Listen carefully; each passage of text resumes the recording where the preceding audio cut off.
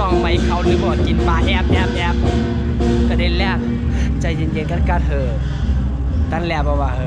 จะเป็นลาดว่ามันจือมันใจมอบคือเขามาตัวแหล่ไอเขามาตัวแหล่ไอโหลดมาเยาว่ามันได้มาจนเขามันเป็นโหลดมันเป็นกาปล่อยสั่งร้องมีไก่ในวัดกูเตาใครมาก็มาพอมาก็ได้มายาสั่งร้องยาวๆหุ่นเจ้าหุ่นจ้างเหี้ย